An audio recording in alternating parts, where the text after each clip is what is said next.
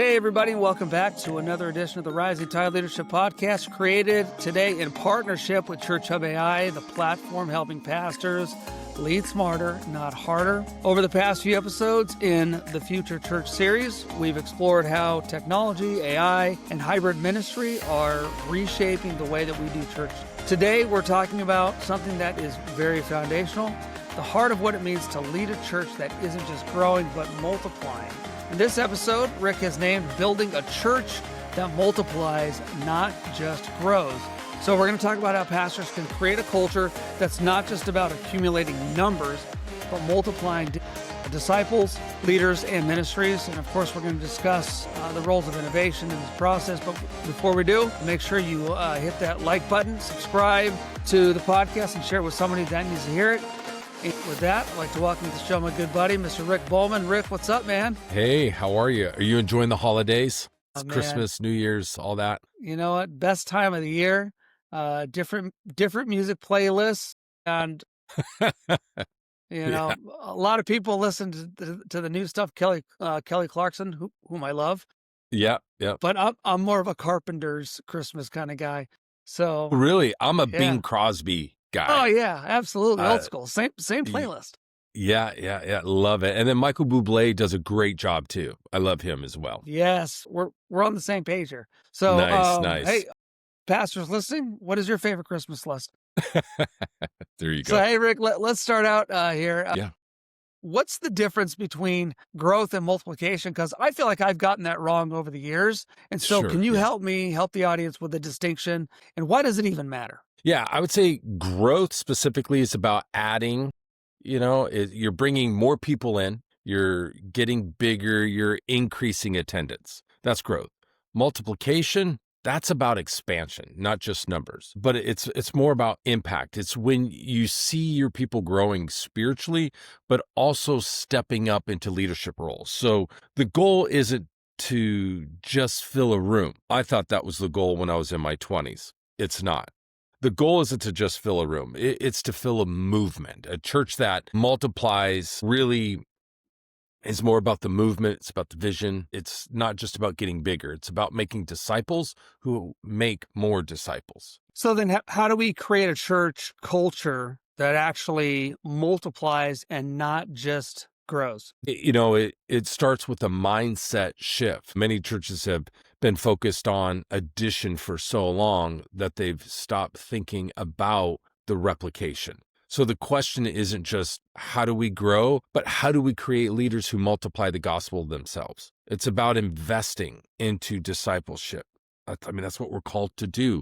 It's training people, training them to step into leadership roles, empowering them to grow and replicate the work of the kingdom. So I think this is where innovation plays a key role for people. When they have the right systems and the tools and split, you can multiply leaders without overloading yourself. So yeah, it's a mindset.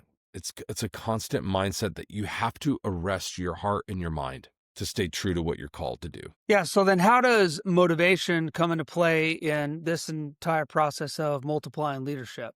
I would say your motivation for innovation isn't about new for the sake of new. It's about new tools that allow us to reach more people, develop more leaders, and invest more deeply into discipleship. So think of it like this. When you innovate, you create systems that free up your time and your energy for relational investment. And so there are programs out there. Church Hub AI is a great example. I love that one. I'm kind of partial to it, but it helps pastors handle the admin so that they can focus on building leaders. So with automated processes, pastors can focus on coaching. They can focus on developing leaders who will actually multiply the impact. Yeah. So for pastors out there, my question would be, how has technology helped your church build more leaders? Put in the comments. Love to see the tools that you've worked with and the tools that have worked for you. Rick, the next question is, what's one of the biggest mistakes that pastors make when it comes to leadership development? It's the mistake I made all through my 20s, which is this. The biggest mistake is assuming that leadership will just happen, and it doesn't. We often expect people to just naturally step up. Some do, but the majority don't. You have to pull it out of them. You have to identify it, have the conversation, and they begin that process of pulling it out of them. An old mentor of mine said leadership doesn't grow in a vacuum. It just doesn't. It grows when we intentionally invest in people. So pastors need to actively identify and equip potential leaders. But it's not about, and here's the thing, it's not about just delegating tasks. It isn't. It's like, oh, I'll just give people things to do and they'll grow in that. It's really more intentional. It's about developing people who will carry the vision forward and lead others. Man, I really love that. I think a lot of leaders get frustrated because they bring people onto their team and they just figure, oh, I've got leaders now. No, you have to No. cultivate that. I'd love to hear your stories. Is there somebody, and you don't really need to name names, but have you ever had somebody that you thought was going to be this great leader, but they just ended up being another person on the team that you got frustrated with because that frustration ended up being your fault for expecting them to be this great leader? Well, his name's not Bob, but we're going to call him Bob. And if you're a Bob, you're a great leader. Okay. But then let's just call him Bob. I saw so many relational things in Bob. And I was like, man, he's so great with people. And so I brought him onto the team, and his own insecurities, his own personal issues, all of those things, it was just shocking to me. And I was a young leader myself, how just because he's extroverted and stuff like that, he just wasn't he wasn't mature enough, and he hadn't grown enough. And part of my job is to help him in growing in that, but he just kept falling short. He couldn't get it.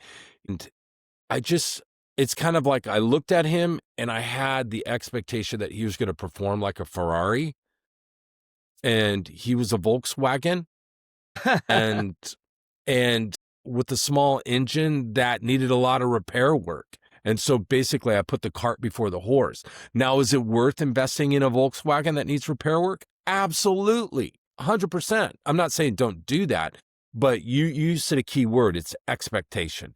And so sometimes we have an expectation, we future-proof, we're thinking in the future, and when they don't perform or they don't grow at the pace that we want, or we miss something, it can be very frustrating. So at that point, you have to go, what do I do with that person? Yeah, speaking of what do we do with that person, that actually leads me right into my next question, which is, how do pastors create space for people to actually step into leadership?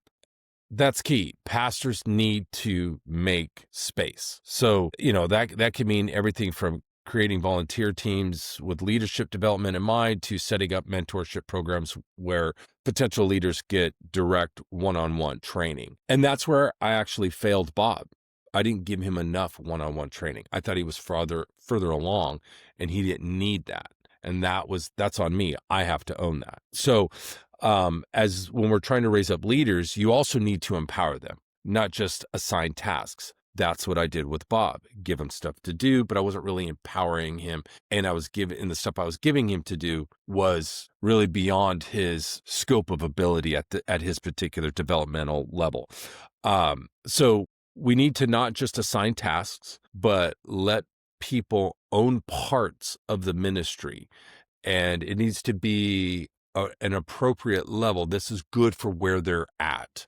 Don't give them something that's beyond them. And so I would say when you give people ownership, and it's the right level of ownership over a specific thing, that'll create investment on their part. And then when people feel trusted, they'll rise to the occasion.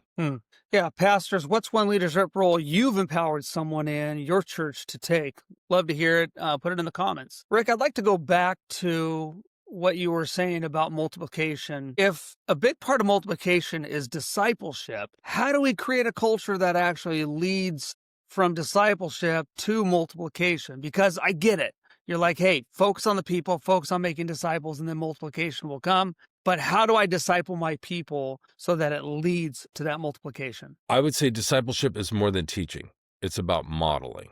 People need to see what it looks like to be a disciple of Jesus, and they need to see it in action. You could tell them, but if you're not giving them a visual by how you're modeling and leading your own life, there's a gap there. So I would say pastors shouldn't just preach discipleship. They need to live it. And then we invite people into it. Like they're going to walk with me while I disciple someone else so they can actually see it. They're almost getting hands-on training, so to speak. So this isn't about I would say it's not about creating passive followers. It's about raising up active participants who learn and then go and make disciples themselves. So I think I'm a firm believer discipleship leads to multiplication. When it's practical, it leads to multiplication when it's relational, and it leads to multiplication when it's intentional. Pastors, what's one of the most effective discipleship methods that you've used or seen in your church or the churches that you worked with? We'd love to hear.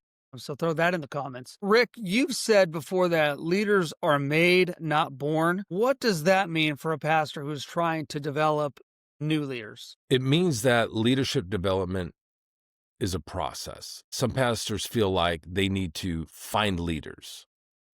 But the truth is, most leaders need to be developed. You need to create, to use a business term, a pipeline, not just a program, but a pathway that allows people to grow in their leadership skills. It's about providing the right training, giving them real opportunities to lead, and then coaching them through it.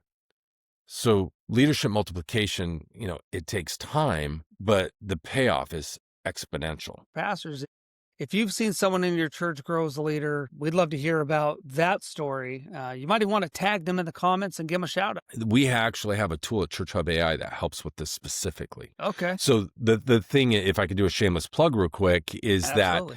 that we have a leadership or a discipleship tool where you could take someone, you put in their profile, how long you want it to be, 1 month, 3 months, 6 months, year, what area of development. Like if I said, go create a discipleship course, as a pastor, you're so busy, your brain's just going to cramp up going, can't we just let's just meet for coffee and we'll just kind of figure it out as we go. And I'll just grab a John Maxwell book off the shelf and go, hey, go read that.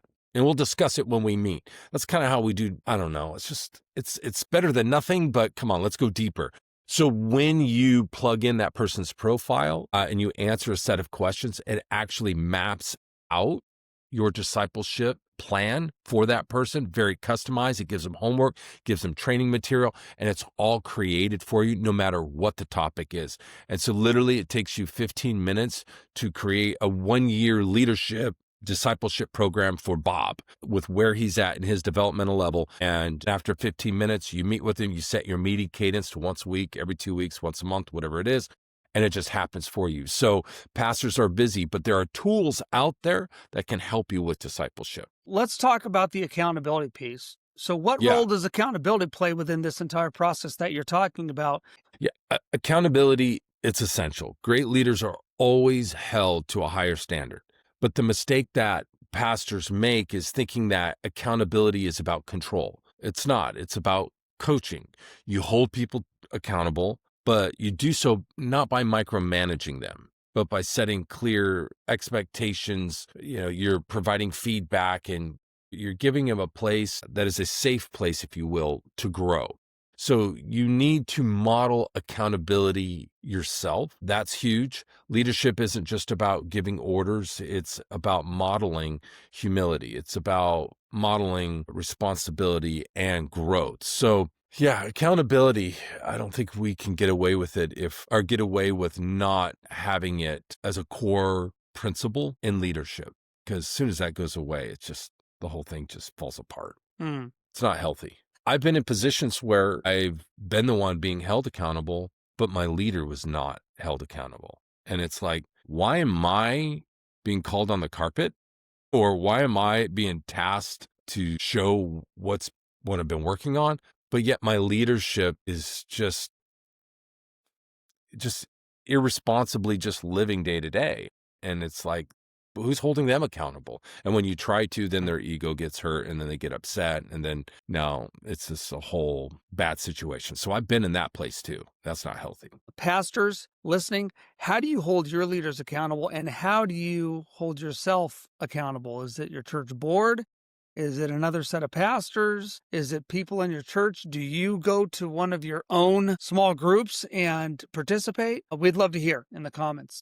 How does a church leader balance addition, or what you call filling the pews, with multiplication, which is actually raising leaders? Well, the key is to focus on both. Addition is important, but multiplication is essential for long-term health. So you can have a big church, but if you're not multiplying leaders, you're just adding bodies. Yeah. And pastors, they need to create systems where both happen simultaneously. And as you grow in numbers, you need to grow in leadership capacity. Ultimately, I would say multiplication endures sustainability. If you're only adding without multiplying leaders, the church is just going to eventually plateau. Yeah, so pastors listening, do you feel like right now you're focused on addition or multiplication, or is it a both and, like Rick was saying? And if so, we'd love to hear. So Rick, last question. For pastors who are just starting to think about leadership multiplication, what's one simple first step that they can take today? Yes, I would say start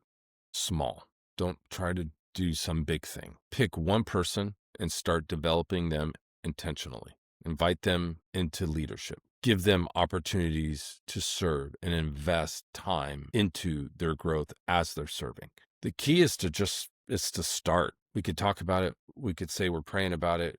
We're thinking about it, but we need action. And leadership multiplication isn't just thinking about it, it's doing it. And so start small. It's not something that happens overnight. So give yourself grace. But when you start with one, you're actually going to set the course for many. And you'll just see a beautiful ripple effect.